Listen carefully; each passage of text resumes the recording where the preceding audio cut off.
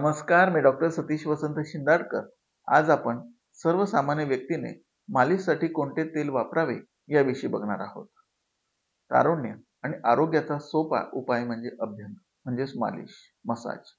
हे आपण विसरत चाललेलो आहोत आणि केवळ काही शरीर अवयव दुखल्यास एखाद्या विशिष्ट औषधींचा, तेलांचा उपयोग मालिश करण्यासाठी आपण करतो. दिवाळीच्या दिवसात नुसता रिवाज म्हणून अभ्यंग स्नान केले जाते.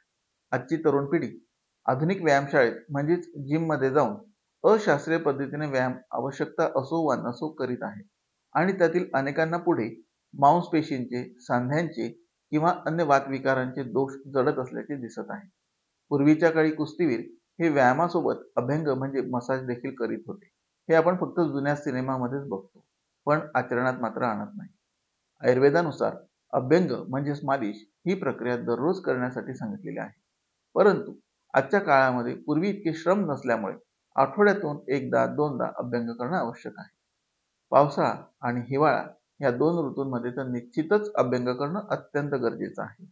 संपूर्ण शरीराला अभ्यंग केल्याने वातदोष कमी होतो, त्वचेवरील रुक्षता म्हणजेच कोरडेपणा कमी होतो, डोक्याला अभ्यंग केल्याने कोंडा कमी होतो, डोक्यावरील त्वचेची रुक्षता कमी होऊन केस दाट आणि मजबूत राहतात. केस काळभोर राहण्यासाठी भृंगराज तेलाद्वारे मसाज करणे हितावह ठरते. संपूर्ण शरीराचे अभ्यंग केल्यामुळे शरीरातील थकवा नष्ट होतो, त्वचा मऊ, स्निग्ध, कांतिवान आणि तेजस्वी होते. अकाली येणाऱ्या वार्धक्याला आपण रोखू शकतो.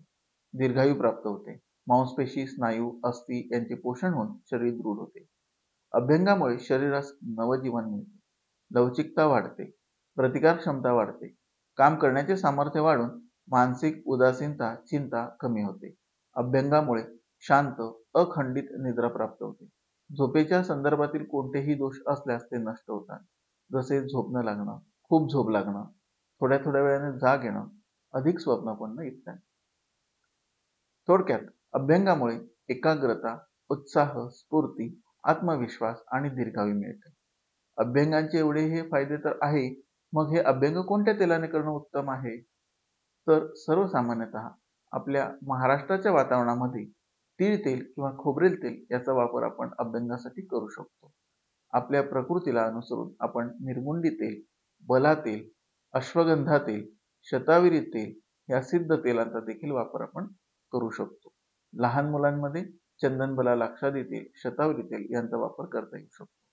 आपल्या प्रकृतीला, आपल्या वयाला आणि कोणत्या ऋतूत कोणतं तेल वापरावं जेणेकरून ते आपल्या प्रकृतीला सूट होईल आणि आपल्याला बरं वाटेल याचा सल्ला एखाद्या आयुर्वेद तज्ज्ञाकडून घेतल्यास अभ्यंगाचे उच्च कोटीचे फायदे आपणास प्राप्त होऊ शकतात.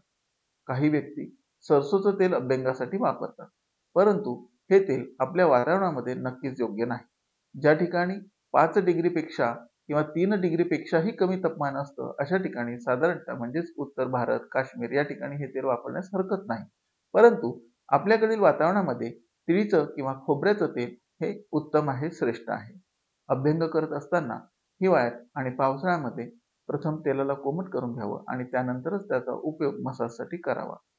अभ्यंग कसं करावं हे माझ्या दुसऱ्या एखाद्या व्याख्यानामध्ये निश्चितच आहे. त्यानुसार आपण अभ्यंग केल्यास त्याचे फायदे आरोग्यदायक ठरू शकतील आणि आपणास निरोगी दीर्घायूचा लाभ घेता येऊ शकेल. नमस्कार.